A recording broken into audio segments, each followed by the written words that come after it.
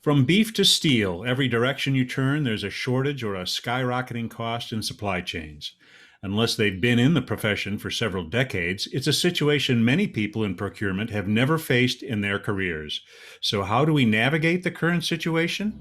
Welcome to Global Sourcing Insights with CIPS. I'm Bob Rossback, and with me is VP of Operations for CIPS Americas, Bill Michels. Welcome, Bill. Say hello. Hey, thanks, Bob. It's kind of fun to be here. Yes, it is. And, for like 20 years or more, with a few exceptions, we've largely been in a buyer's market or more or less, with low inflation, a big recession that came through here, a slow recovery, have often given procurement professionals the upper hand in negotiations and in finding supplies. So, Bill, walk us through the situation we face right now because it ain't the same. Well, it is not. I mean, the interesting thing is that in many of our categories post-COVID, we've got a imbalance of supply and demand. So when you have too much demand and not enough supply, you're automatically in a strategic position where you really have to work with suppliers to help you. But I got a couple of slides that I'll share, and we can go through what's happened post-COVID and what's happening now, if that's okay with you, Bob. Let's go.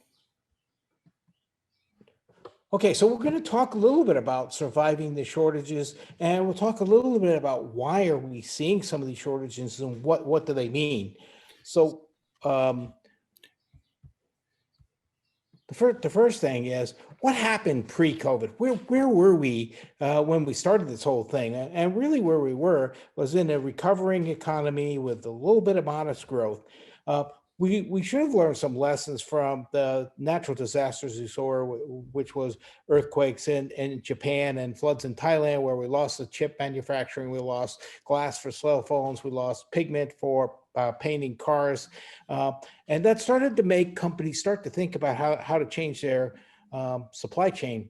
And that accelerated when we started to see trade tensions between our nation and other nations and tariff wars, where we actually were matching one tariff against another. And pre-COVID, we saw a lot of political instability. So we really saw the exit of the UK from the European Union with Brexit.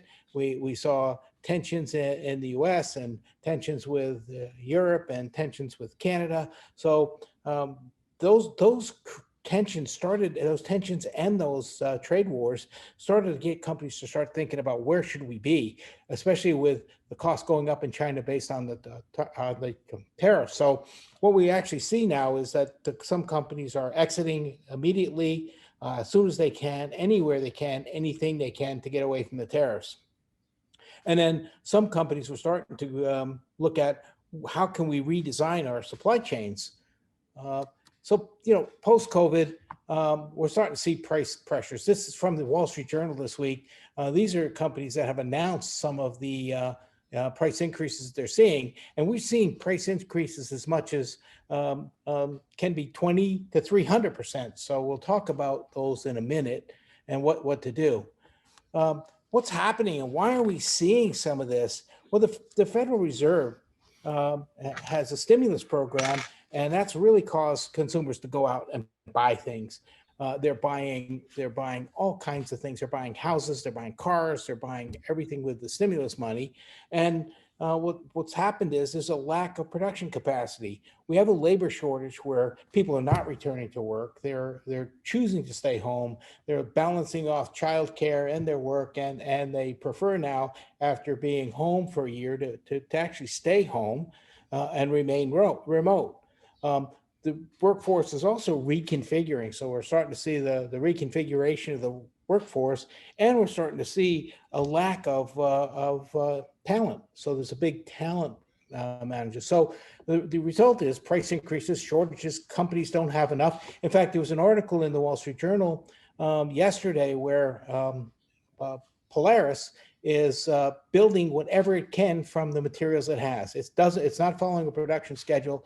If it has certain components and can build a certain unit, they'll build it. So we're seeing those shortages. And in industries like the home building industry, windows are short, air conditioners are short, appliances are short, and most of the people working in a lot of industries are just chasing components to keep things going. In fact, My truck broke down yesterday and they're telling me it's 2 weeks before they can get a part to fix it. So it's kind of interesting to see what's happened. And if we look at, the current news, the Fed chairman had the funniest statement, which he said in the Wall Street Journal on 6/21, and it is that it turns out it's a heck of a lot easier to create demand than it is to bring about the supply and bring it back up to snuff. So I thought that was kind of interesting. So on top of all that, employees are quitting. Just in time is being challenged.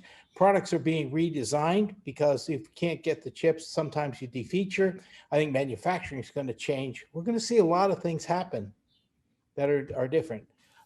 In housing, for instance, if you bought OSB about 5 months ago, you would pay about $8 a sheet, and today it's 62. So it's over 300%. Cement is up 70%. Steel is up 92%. HVAC, windows, appliances, cabinets, labor, everything is short in this market. And we continue to build houses because we have a shortage of homes in the US. And to make that worse, people who are remote are actually building new homes, adding offices, and picking the places they want to live. And since they can work remotely. I think you're actually an example of that, aren't you? I You're an am. expansion project just because you're a remote worker now. That's true. I think my wife and I both work remotely, and our 3 bedroom house has 2 bedrooms, which are offices. So we're building a casita or a guest house so we can put people up when they come. So yeah, you're seeing that. And then when we start thinking about the freight piece of it, it's kind of interesting. The fuel costs are up, containers are scarce. There's not enough trucks or drivers. It's not an area where people desire to go in when they leave high school or college. They don't want to be truck drivers, and the capacity is strained. So again, it's price increases, shortages, disruptions, trying to find your stuff.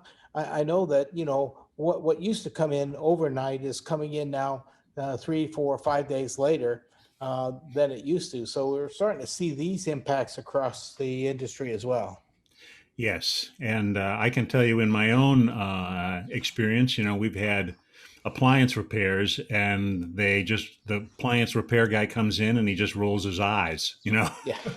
about when is he going to get the part. It, So it, we had some relief in some areas. Lumber, I saw that 300% price spike in OSB, basically plywood, but some of that has dropped off. So maybe there's a little bit of relief. I think some of us say, the best cure for inflation is high prices. So maybe we're getting a little bit of release. So what are people doing in the short term? well, I think what's really interesting and what people have to focus on is supplier relationships. I think that it's very critical to maintain and care for the relationship you have when you have a crisis like this. Uh, the, you know, the best customers get the best ideas and they get the short supplies. I saw another article that I read where some companies, some of the retailers that had gotten relief during the pandemic on payment terms are trying to extend those payment terms into this crisis. If you extend your payment terms, you're not going to have a supplier at all. And if you go to a new supplier, they're not going to be able to support your needs because they're supporting their current customers' needs. And we can talk about how manufacturing is reconfigured to really make this happen and how they're changing the way they work and what's going to happen into the future. But right now, if you have a good supplier relationship management plan and a good process for supplier relationship management, you should be able to work with your supplier to keep you whole on the price and drive your supplies in where you need to. Okay. So now can we take a look at the longer term? Let's look at what's going to happen going forward next 3, 5 years, that kind of timeline, that kind of horizon. This is going to change everything in many ways, is it not? It is, and I think it's really important. As we talked about when the tariffs hit, everybody was looking at where can they bring things, what can they do. But I think there's a broader thinking about the supply chain. So in terms of how do they shorten the supply lines?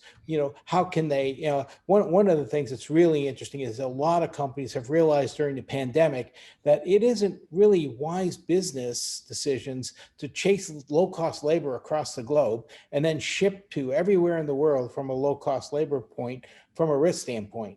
So we're starting to see people look at shortening their supply lines, automating their process. So when a good example is when the GE brought its appliance business back to the United States from Asia, it automated the whole plant. So it spent a lot of money in automation.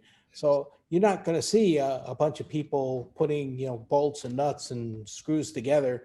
A lot of robots are starting to maintain stuff like that. And the more we have critical short labor, the more we're going to automate some of the supply chains. It takes capital, but robots don't get tired. They work 24 hours a day. And you read about it and hear about it a lot in in in supply chain management, is removing the non-value added links, producing and distributing close to the markets we serve. So many manufacturers are actually looking at having smaller footprints for production close to the markets they're serving. So in North America, there'll be a market, Europe, Asia, depending upon where they're supplying, and they're redesigning key components to industry standards. So a lot of confirmation and collaboration across what are good industry standards. And lead time is really critical. You have to manage your lead time efficiently, and you have to start thinking about what adds to lead time. In fact, I was working with a client and they had a motor that had a 26-week lead time, 6 months. And when we got into it, the one thing that caused that motor to have that long lead time was a D shaft in the motor. So it was a cheap component. We bought the D shafts, gave them to the supplier, and the lead time went down to like 4 weeks from 26. So you really have to start thinking about how can you make your supply chain more agile and flexible. The other thing we're seeing now is that we're seeing vertical integration, which, in the 90s, everything was about de-verticalizing, about outsourcing, driving change. And, here are two examples, and there are plenty more companies actually going back to vertical integration. Apple has not using Intel anymore. They're building their own chips, and so they're in control of their own destiny. If we start thinking about Amazon has a railroad, an airline, tractor trailers, and delivery vans, and they're really their own distribution company as well. So we're starting to see a lot of companies, and I can name about 4 others or 5 others that are really going back vertical to control their own supply chains. Automation, I talked about that a little bit, but this is really interesting. This top example is a company called Funac, and what they do, they have is, this is a plant that runs 24 hours a day, 7 days a week, and robots build other robots. Nobody enters the plant. It's a lights out factory. Nobody enters the plant except for the 30-day period when they pick up the finished units. So it's a totally automated factory, totally lights out. And I think we're starting to see the plastics industry move to lights out, and some other industries move to robotics. The second picture on the bottom is an automatic McDonald's. You walk in, you look at the food on the menu, you go over to the other screen, you punch in what you want, you give it a credit card, and someone comes out with your food. You don't stand in line at the counter. You have a number and someone comes out and delivers the food to you. And then the third example is a robot in giant food markets that goes around the aisles every hour and looks for spills or messes and cleans them all up. Another automation that I've recently seen is in a warehouse where the drones go up and down the aisle, reading the barcodes and keeping track of every inventory real time, every moment. And if something's misplaced, the drones report it back out to the business. So a lot of automation coming in, and we're going to see more and more automation to offset low cost country labor. Risk management is a real priority. Everything right now is a risk throughout the entire supply chain. One of the other risks that's really important is corporate social responsibility. So ethics and environment, and companies are setting carbon footprint goals. But it's really interesting when a board of directors in a company sets a footprint goal for carbon reduction, it falls down on procurement and supply chain to be able to put that plan into place, align the supply chain to be able to achieve those goals. So it's a big job for people. And cybersecurity is high on the list of risk management at the moment. So really, demand is higher than supply. Prices are out of control. If the suppliers are saying, if you don't buy it from me, someone else will. So it really is turned from a buyer's market to a seller's market.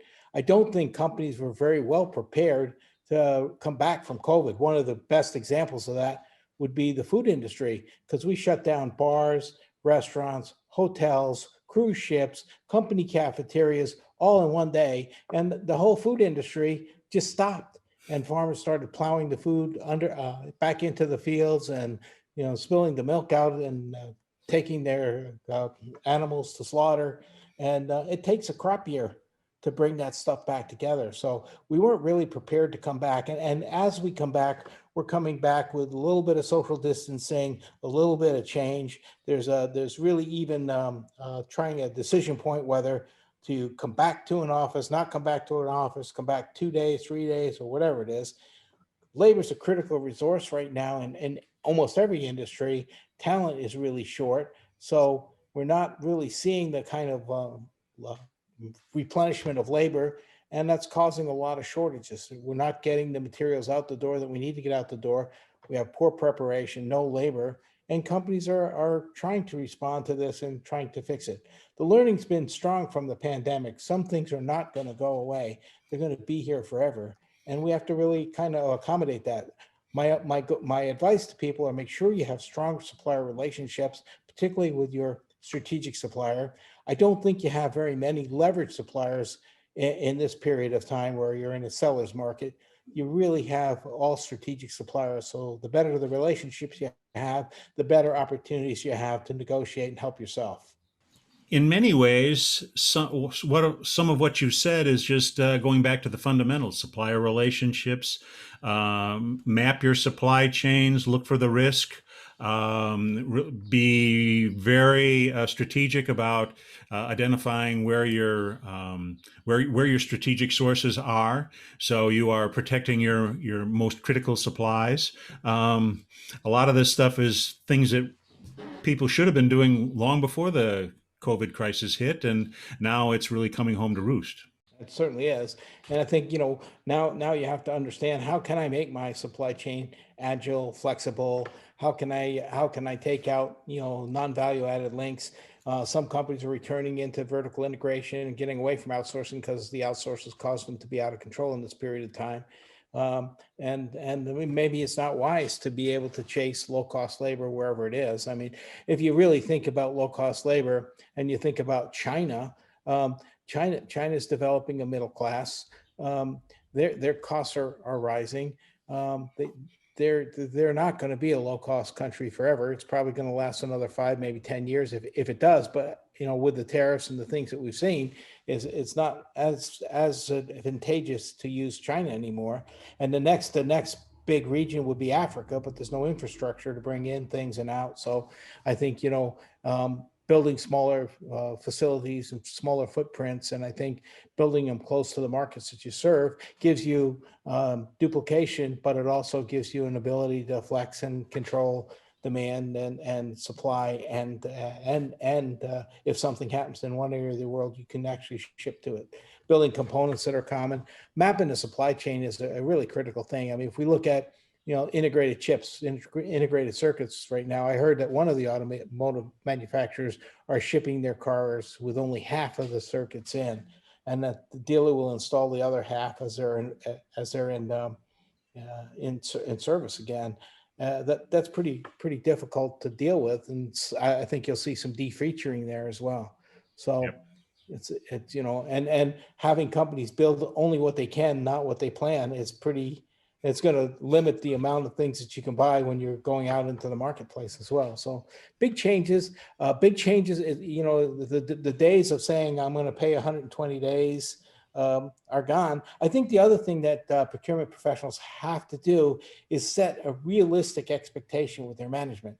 If their management still thinks they're going to get double-digit price reductions, probably not going to happen. And they're starting to see it now. When we see whole industries and raise the price significantly, double-digit, you're not going to be able to offset that, or you're not going to have the materials you need to build what you need to sell in the marketplace to capture your return on investment. So I think that that's going to be something you have to consider. Excellent. So set the expectation with your management, focus on the suppliers and what they can do for you, and really build that relationship as strong as you can, and then always monitor the risk from the entire supply chain. A lot to chew on there, Bill. And I thank you for participating here. And thanks to our listeners for joining us as well for Global Sourcing Insights from CIPS.